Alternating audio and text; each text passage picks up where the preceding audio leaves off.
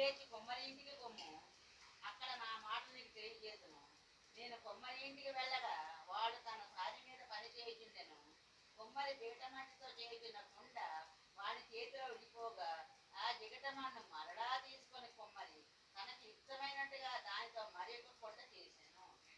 అందరి యెహోవాకు నాకు ప్రత్యక్షమ ఇలాగ సెలవిచ్చెను. ఇశ్రాయేలు వారులారా, ఈ కొమ్మరి మంటికి చేసినట్లు నేను మీకు చేయలేనా? ఇదే యెహోవాకు. జిగటమన్ను కొమ్మరి చేతిలో ఉన్నట్టుగా ఇశ్రాయేలు వారులారా, మీరు నా చేతిలో ఉన్నారు. దేవుడి మాటలు దీవించునుగా. ప్రార్థన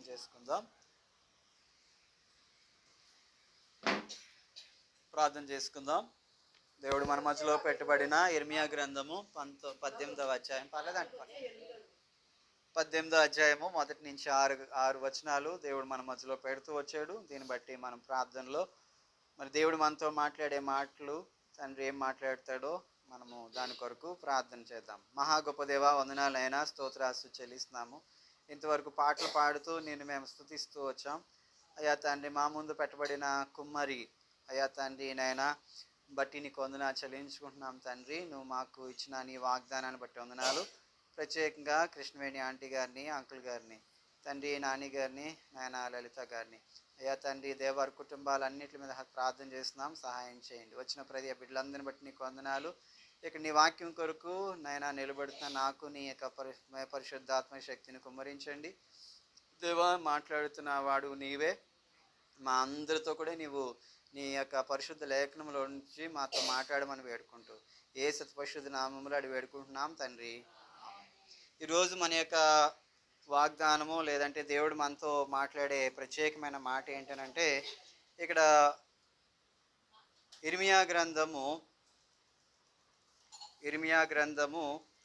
మరి 18వ అధ్యాయము 6వ వచనాన్ని మనము కలిసి చదువుకుందాం.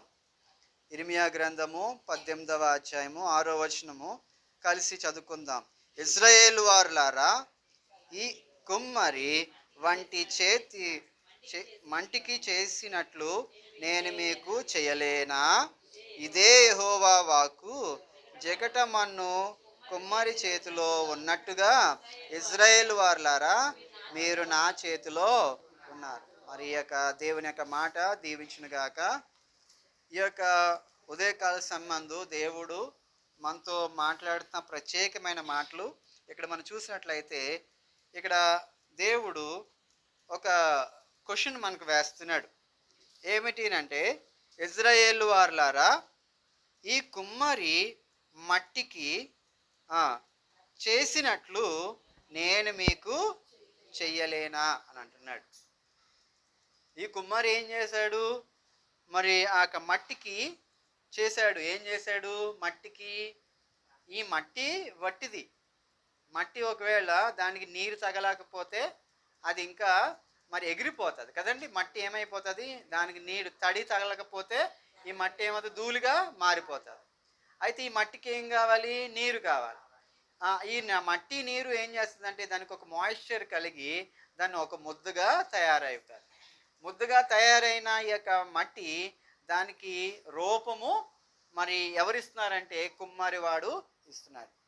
అలాగా దేవుని యొక్క వాక్యం మనతో మాట్లాడుతుంది ఏంటంటే, ఇశ్రాయేలు వారులారా, ఈ కుమ్మరి మట్టికి చేసినట్లు. మట్టికి చేశాడు కుమ్మరి. ఏం చేశాడు? దేన్ని చేయలేదంటే మరి ఒక రూపాన్ని చేశాడు. మట్టికి చేసినట్లు నేను మీకు చెయ్యలేనా అంటున్నాడు. మట్టికే విలువనిచ్చాను కదా. కుమ్మరి ఏం చేశాడు? మట్టికే విలువనిచ్చాడు. నేను విలువనిస్తాను. ఒకసారి మరి దేవుడు సృష్టికర్త మనిషిని ఎలా తయారు చేశాడు ఒకసారి చూసినట్లయితే, మరి ఆది కాండంలో చదువుదామా. ఆది కాండంలో దేవుడు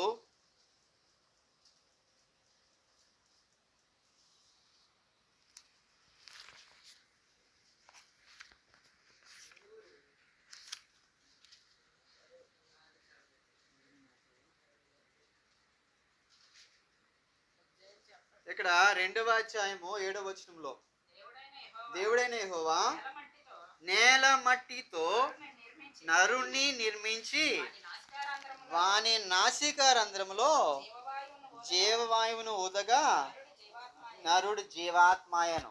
అసలు మనం ఎక్కడి నుంచి వచ్చాము? మట్టి నుండే వచ్చాము.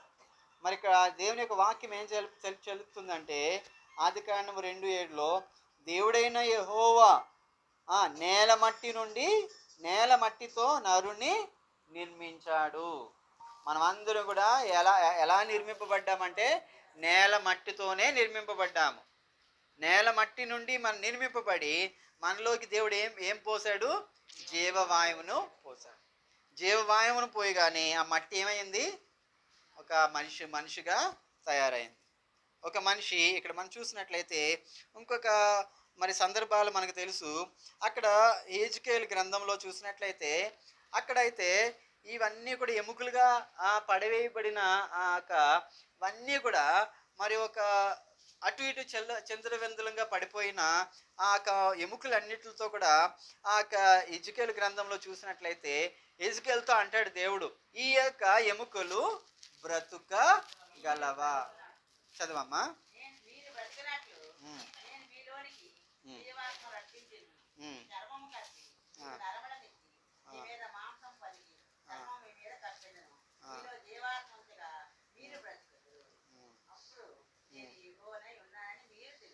అయితే ఇక్కడ దానికంటే ముందే ఏం చెప్తున్నాడు అంటే ఈ ఎముకలు ఎండిపోయినవి బ్రతుకగలవా అని చెప్తున్నాడు. అంటే మన జీవితాలన్నిటిని కూడా ఇక్కడ కూడా ఇజ్రాయేల్ గురించే మాట్లాడుతూ ఉన్నాడు. ఇజ్రాయేల్ని దేనికి సూచనగా మాట్లాడుతున్నాడంటే ఎండిపోయిన ఎముకలకు సూచనగా ఉన్నాయి. ఇక్కడ మరి అక్కడ ఆ ఎముకలతో ఏమన్నాడంటే నీవు మాట్లాడు. ఎముకలతో ఎవరు మాట్లాడాలి? ప్రవక్తతో అంటున్నాడు, నీవు మాట్లాడు. నువ్వు మాట్లాడితే అవి ఏం చేస్తాయి? పని చేస్తాయి.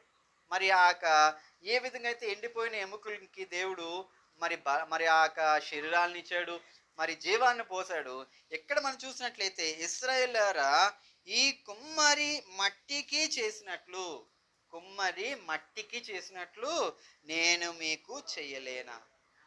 కొన్నిసార్లుగా మరి మనం తండ్రి పిల్లల్ని అంటాడు, ఒరే నేను ఎంత సంపాదించానురా, మీకు నేను ఈ చిన్న పని కూడా నేను చేయలేనా అంటారు కదండి. మరి తల్లిదండ్రులుగా మనము పిల్లలతో అంటాం, ఒరే బాబు మేము ఎన్నో చేసాంరా, ఈ చిన్న పని చేయలేమా అని అంటాం. లేదంటే పిల్లలు మనల్ని అడిగినప్పుడు నేను చేస్తాను అని అంటాం. అలాగే దేవుడు ఏమంటాడంటే మట్టికి కుమ్మరివాడు వాడు చేశాడు. ఏం చేశాడు అంటే పైకి వెళ్ళినట్లయితే ఒకసారి పైన చూసినట్లయితే యెహోవా యొద్ద నుండి ఇర్మియాకు ప్రత్యక్షమైన వాక్కు, నీవు లేచి కుమ్మరి ఇంటికి పొమ్ము, అక్కడ నా మాటలు నీకు తెలియజేయదు. ఇక్కడ ఎవరి దగ్గరికి వెళ్ళమంటున్నాడు? కుమ్మరి ఇంటికి వెళితే అక్కడ నేను నీతో మాట్లాడతాను. అంటే దేవుడు ఎలా మాట్లాడతాడంటే ఎవరితో మాట్లాడతాడు, ఎలా మాట్లాడతాడో కూడా ఇక్కడ దేవుడి వాక్యము సెలవిస్తున్నది. ఏంటన్నాడంటే నీవు లేచి కుమ్మరి ఇంటికి పొమ్ము, అక్కడ నా మాటలు నీకు తెలియజేస్తాయి. అంటే కుమ్మరి ఇంటికి వెళ్తే మనకి ఏం తెలుస్తాయి? దేవుని యొక్క వాగ్దానాలు ఎలాగున్నాయో తెలుస్తాయి. అయితే ఇక్కడ తర్వాత 3 చూసినట్లయితే నేను కుమ్మరి ఇంటికి వెళ్ళగా వాడు తన సారి మీద పని చేయుచున్నాడు. కుమ్మరి ఇంటికి వెళ్ళగానే అక్కడ దేవుడు మాట్లాడతాడేమో అని అనుకుంటే ఇక్కడ కుమ్మరితో ఇర్మియాతో ఎవరు మాట్లాడతారంటే ఆ సారి మాట్లాడుతుంది. కుమ్మరి ఏం చేస్తున్నాడు? నేను కుమ్మరి ఇంటికి పోగా వాడు తన సారి మీద పని చేస్తున్నాడు. కుమ్మరింటికి వెళ్తే నేను నీతో మాట్లాడతానంటే ఇక్కడ కుమ్మరింటికి వెళ్తే కుమ్మరి తన పని చేసుకుంటున్నాడు. తర్వాత 4లో చూసినట్టు కుమ్మరి జిగటి మట్టితో చేయుచున్న కుండ వాని చేతిలో ఏమైపోయింది? విడిపోయింది. అయితే అక్కడ దేవుడు ఒక సాదృశ్యాన్ని చూపిస్తున్నాడు, ఒక ఉపమానాన్ని యేసుక్రీస్తు వారు మనతో ఎలా మాట్లాడుతూ వచ్చేవాడు? విత్తనాల గురించి మాట్లాడినప్పుడు కొన్ని విత్తనాలు మరి పొలం పక్కన పడ్డాయి, కొన్ని విత్తనాలు నేల మీద పడ్డాయి, కొన్ని విత్తనాలు మంచి నేల మీద పడుతూ ఉన్నట్టుగా ఎలాగైతే ఈ యొక్క దేవుడు ఉపమాన రీతులుగా చెప్తూ వచ్చాడో ఇక్కడ ఈ యొక్క కుమ్మరి ఇల్లు అనేది ఏంటంటే ఒక ఉపమానం ఏంటంటే ఏ విధంగా అయితే దేవుడు మనతో మాట్లాడతాడంటే కొన్నిసార్లుగా దేవుని యొక్క వాక్యం ద్వారా మాట్లాడతాడు, కొన్ని పనుల ద్వారా దేవుడు మాట్లాడతాడు. అక్కడ చూసినట్లయితే ఇక్కడ నేను మరి అక్కడ 4 చూసినట్లయితే కుమ్మరి ఏం చేస్తానంటే జిగటి మట్టితో చేయుచున్న కుండ వాని చేతిలోంచి ఏమైపోయిందండి, పడిపోయింది చూశాడు. చూసిన తర్వాత ఆ జిగటి మన్ను మరలా ఏం చేశాడు, తీసుకొని కుమ్మరి తనయ యుక్తమైనట్లుగా దానితో మరలా కుండ చేశాడు. ఈ కుండ ఏమైపోయిందండి, పగిలిపోయింది. మనము దేవుడు తయారు చేసుకున్నాడు మనల్ని, రక్షణ పొందాము, బాప్తిజం తీసుకున్నాము, రక్షణలో ఎదుగుతున్నాము. మనం ఏమైపోతామంటే కొన్నిసార్లుగా పడిపోతాం. ఇంత చక్కగా తయారు చేయబడిన మనము ఏమవుతున్నామండి, మరి ఒక్కొక్క మనిషి ఇక్కడ ఉన్నామండి, అందరం ఒకే పోలికలో ఉన్నామా? అందరూ ఒక పోలికలో ఉన్నామా? అందరికీ 2 కళ్ళు ఉన్నాయి, ముక్కు ఉంది, అందరికీ చేతులు ఉన్నాయి, 5 వేళ్ళు ఉన్నాయి, అందరికీ మరి మనం అందరం కూడా ఒకే రూపంలో ఉన్నాము, కానీ పోలికలు ఒకలాగా ఉన్నాయా? మనం ఇక్కడ చూసినట్లయితే ఒక్కొక్కరికి దేవుడు ఒక్కొక్క పోలికని దేవుడు ఇస్తూ వచ్చాడు. మనం ఒకవేళ ఫోన్లో చూద్దాము, ఫోన్లో తీసి మీ ఫోన్లో ఉన్న తంబు నేను పెడితే అవుతుందా?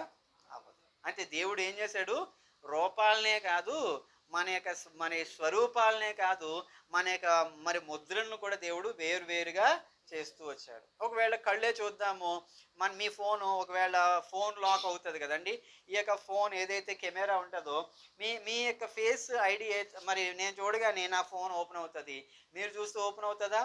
అంటే కళ్ళు కూడా దేవుడు ఏం చేశాడు, ప్రత్యేకపరుస్తూ వచ్చాడు. దేవుని యొక్క రూపాలు ఒక్కొక్కరికి దేవుడు అందరి ఒకే స్వరూపంలో ఒకే పరిస్థితుల్లో తయారు చేశాడు, కానీ స్వరూపాలు వేరువేరుగా, పోలికలు వేరువేరుగా దేవుడు తయారు చేస్తూ వచ్చాడు. ఒకవేళ తల్లి కుమార్తె చూసుకుందాము, తల్లి యొక్క స్వరూపం వేరు, కుమార్తె యొక్క స్వరూపము వేరుగా దేవుడు తయారు చేస్తూ వచ్చాడు. ఎలా తయారు చేయబడినా కానీ మనం ఏమైపోయామంట, పడిపోయాం. ఏం చేసాము, ఇక్కడ సారి మీద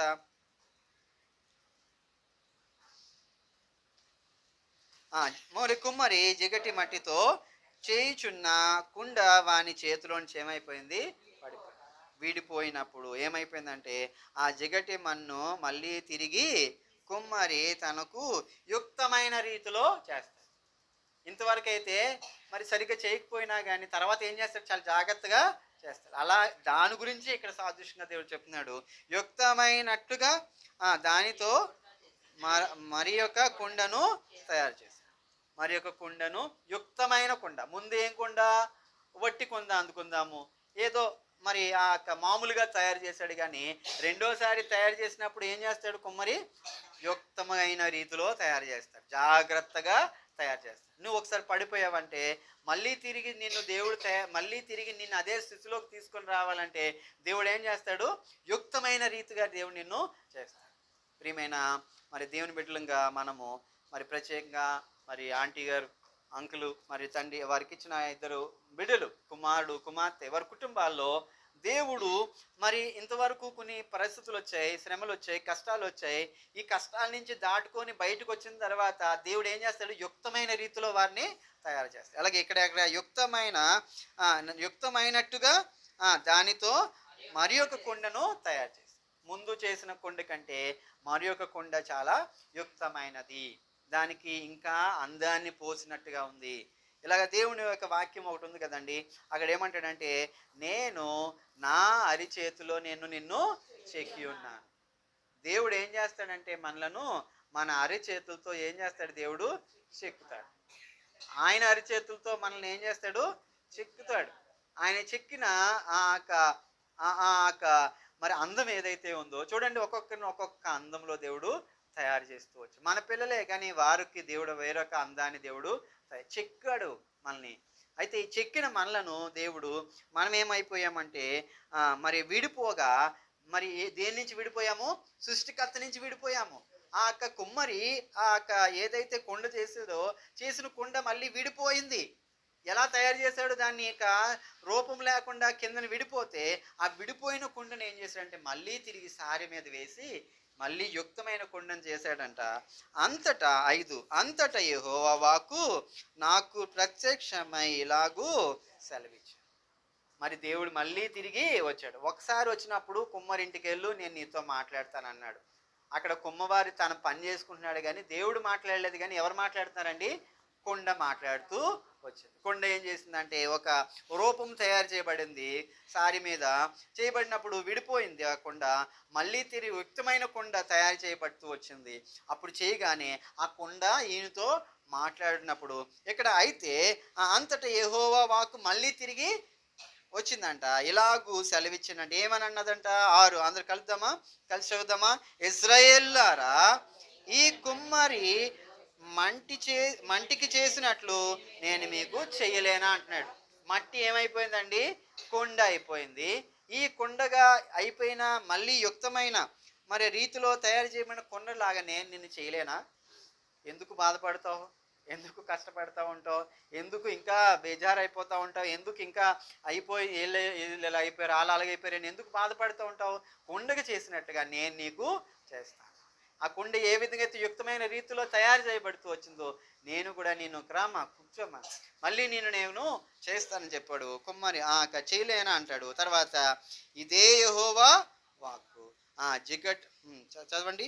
జగట మన్ను కుమ్మరి చేతిలో ఉన్నట్టుగా ఇశ్రాయేల్ అందరూ కూడా ఎలా ఉన్నారంట? మీరు నా చేతిలో ఉన్నారు. మనం ఎవరి చేతిలో ఉన్నాము? దేవుని చేతిలో ఉన్నాము. దేవుని చేతిలో ఎక్కడున్నామండి? అరిచేతిలో ఉన్నాం. అరిచేతిలో ఆయన చెక్కుతూ మనలను మరి చూసుకుంటూ ఉన్నాడు. ఇంకా మనము దేని యొక్క వాక్య భాగంలో మనం ఒకసారి రోమీలకు రాసిన పత్రిక కొత్త నిబంధనలోకి వెళ్దాము. రోమీలకు రాసిన పత్రిక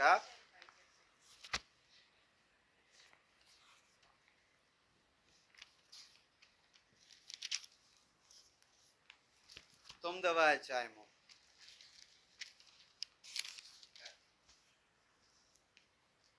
రోమీలకు రాసిన పత్రిక 9వ అధ్యాయము 20, 21 చదవండి ఒకసారి.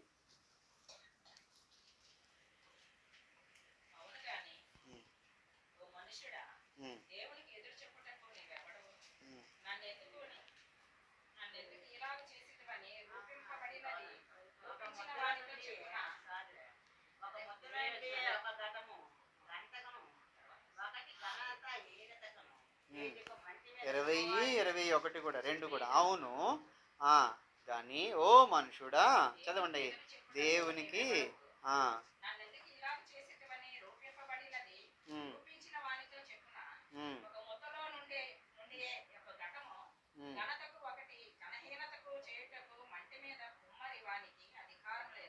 అయితే ఇక్కడ దేవుడు మనం తయారు చేయడంలో 2 విధాలుగా దేవుడు తయారు చేస్తూ వచ్చాడంట. ఒకటి ఘనత కొరకు దేవుడు తయారు చేశాడు, ఒకటి ఘనహీనత.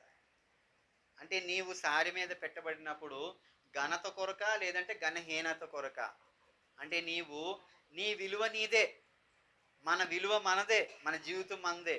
మరి చాలా మంది యవనస్తులు ఈరోజు మరి చిన్న కాలంలోనే మరణిస్తున్నారు. ఎందుకు మరణిస్తున్నారు అంటే వారి ఆరోగ్యాల విషయంలో వారి జాగ్రత్తగా చూసుకోవట్లేదు. మరి ఈరోజు మరణించిన ఆ వ్యక్తి మరి నా స్నేహితుడికి, మా చర్చిలో మరి రవి అనే వ్యక్తి వస్తాడు. తనకి బాగా ప్రియమైన స్నేహితుడు. స్కూలు అదే స్కూలు, కాలేజు అదే కాలేజ్. అయితే తను ఒక మంచి గవర్నమెంట్ దాంట్లో ఉద్యోగం చేసేవాడు. పోలీస్ డిపార్ట్మెంట్లో కంట్రోల్ రూమ్లో పనిచేసేవాడు. అయితే దాన్ని మానుకొని ఏం చేశాడంటే రియల్ ఎస్టేట్లోకి వెళ్ళాడు. మరి తర్వాత ఎన్నో మరి అటువంటి పనుల మీద మరి వెళ్ళి ఆ గవర్నమెంట్ ఉద్యోగాన్ని, అంటే అది కూడా పెద్ద పర్మనెంట్ కాదు కానీ, అయితే దాన్ని వదులుకొని దీంట్లోకి వచ్చాడు. చక్కగా వ్యాపారాలు చేసుకున్నాడు. తన భార్యని చదివించుకొని తన భార్య కూడా సెంట్రల్ డిపార్ట్మెంట్లో ఏదో ఉద్యోగం చేస్తూ వచ్చింది. ఒకే కుమార్తెని కన్నాడు.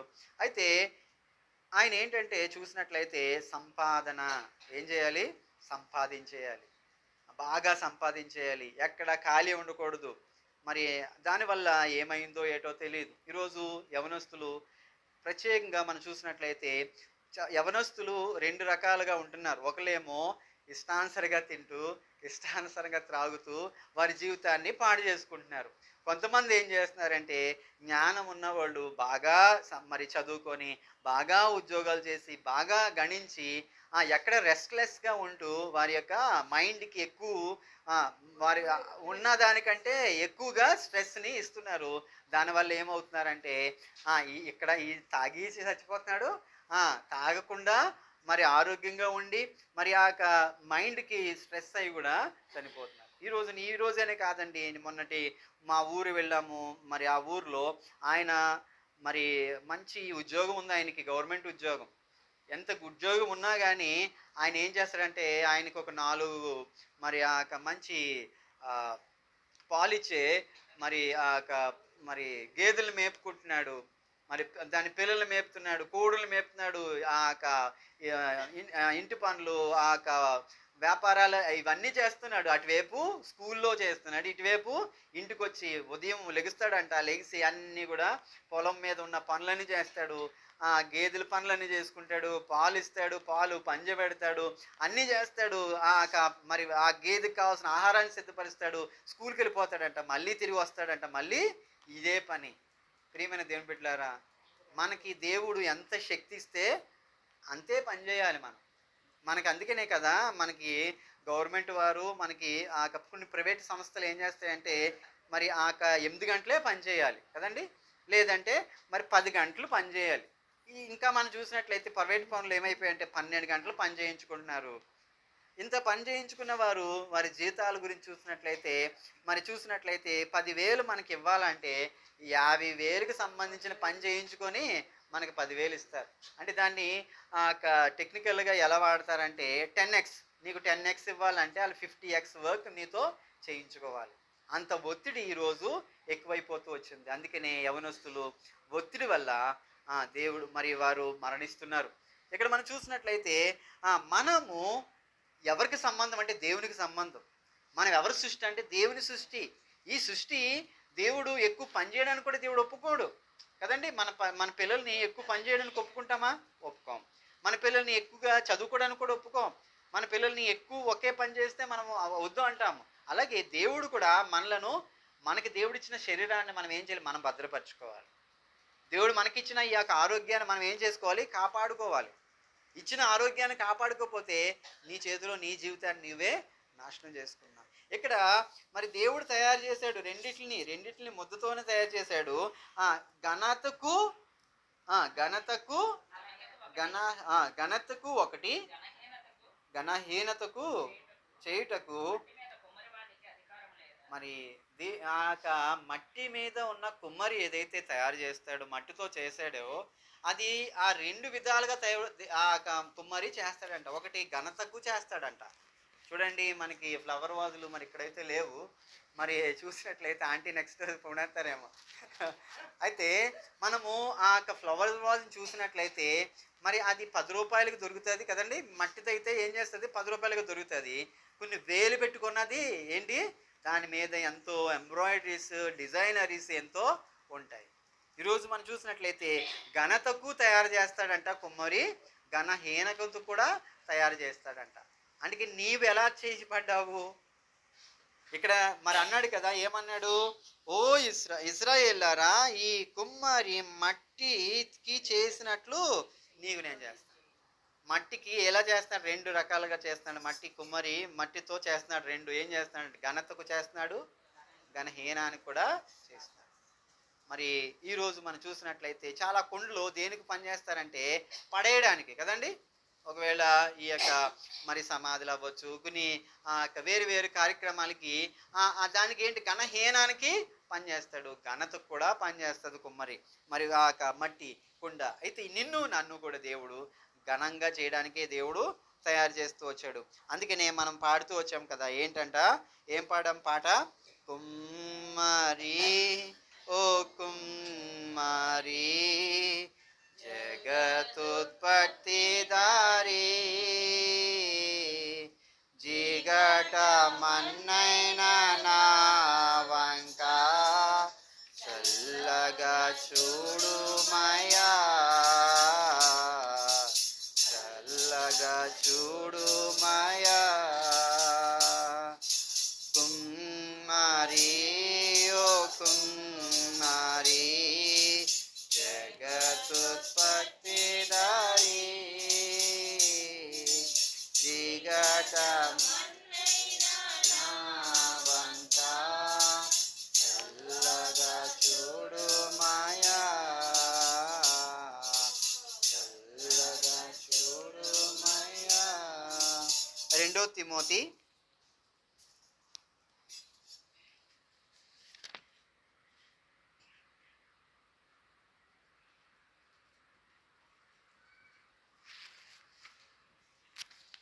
2 తిమోతి 2:20-21. గొప్ప ఇంటిలో వెండి పాత్రలను బంగారు పాత్రలను మాత్రమే కాక కవలియు మంటిని కూడా ఉంటుంది. వాటిలో కొన్ని ఘనతకును కొన్ని ఘనహీనతకును వినియోగింపబడింది. ఎవడైనానో వీటిలో చేరక తను తాను పవిత్రపరచుకొని ఎడల వాడు పరిశుద్ధపరచబడి యజమానుడు వాడుకొనుటకు అర్హమై ప్రతి సత్కార్యములకు సిద్ధపరచబడి ఘనత నిమిత్తమైన పాత్రయే ఉండెను. అయితే దేవుడు ఇక్కడ యజమానుడు వాడుకుంటా. నువ్వు ఏ పాత్రగా ఉండాలంటే యజమానుడు వాడుకునే పాత్రగా ఉండాలి. ఒకరోజు బెల్షాజర్ రాజు దగ్గరికి ఏం తేబడుతూ వచ్చాయి? దేవుని పాత్రలు తేబడుతూ వచ్చాయి. దేవుని ఇంట్లో ఉండవలసిన పాత్రలు ఎక్కడికి వచ్చాయండి? రాజుగారి గృహంలోకి వచ్చాయి. దేవుని గణపరచబడవలసిన ఆ పాత్రలు దేవుని ఇంట్లో గణపరచబడాలి. ఆ దేవాలయంలో గణపరచబడవలసిన ఆ పాత్రలన్నీ కూడా ఎక్కడికి వచ్చాయండి? బెల్షాజర్ రాజుగారి దగ్గరికి వచ్చాయి. వచ్చినప్పుడు అక్కడ ఒక వ్రాత రాయబడుతూ వచ్చింది. ఏంటి? మెనే మెనే టేకే లోపాస్. రాజా, దేవుడు నేను ఏం చేస్తున్నాడు? కొలుస్తున్నాడు. ఇదేంటండి? మరి పాత్రలు వాడుకుంటేనే దేవుడు ఏం చేస్తున్నాడు? మనల్ని వెయిట్ చేస్తున్నాడా? మనల్ని తూపుతున్నాడా అని అంటే అవును, నిజంగానే. దేవుని యొక్క పాత్రలు ఎక్కడ ఉండాలి? దేవుని మందిరంలో ఉండాలి. అంటే నీవు దేవుని కొరకు ప్రతిష్ఠ చేసుకున్నావు అనుకో, నువ్వేం చేయాలి? దేవుని కొరకే పని చేయాలి, లోకం కొరకు పని చేయకూడదు. అదే దేని యొక్క అర్థం. అంటే నీ ఒక పాత్ర అయితే, నేను ఒక పాత్రని అయితే, ఈ పాత్ర ఎక్కడ వాడబడాలి? యజమానుడు వాడుకునే విధంగా వాడబడాలి. అంతేగాని లోకానుసంబంధమైన విషయాల కొరకు కాదు. ఇక్కడ ప్రత్యేకమైన మాట, ఇక్కడ రాయబడిన మాటలు ఏంటంటే యజమానుడు వాడుకొనుటకు అర్హమైన పాత్ర, అర్హమైన మరి పాత్రగా దేవుడు చేసేటట్టుకు ఈ కుటుంబాన్ని కూడా దేవుడు దీవించి, మరి ప్రత్యేకంగా మరి ఆంటీ గారిని, కృష్ణవేణి గారిని, అంకుల్ గారిని, వారి యొక్క బిడ్డలను, వారి కుమార్తె కుటుంబాన్ని, కుమారుడు కుటుంబాన్ని దేవుడు అర్హమైన పాత్రగా దేవుడు ఇక్కడ చెప్తూ వచ్చాడు కదా, జిగట మన్ను కుమ్మరి చేతిలో ఉన్నట్టుగా ఇశ్రాయేలులారా మీరు నా చేతిలో ఉన్నారు. ఎవరి చేతిలో మనము లేవు, దేవుని చేతిలో ఉన్నాం. చెప్పండి, మరి ఎవరి చేతిలో ఉన్నాం? మనము దేవుని చేతిలో ఉన్నాం. గనుక దేవుని యొక్క వాడబడే పాత్రలుగా మనము ఉందాము, అర్హమైన పాత్రగా ఉందాము. యజమానుడు వాడుకునే విధంగా ఉండును గాక. ఆమేన్. ప్రార్థన చేసుకుందాం.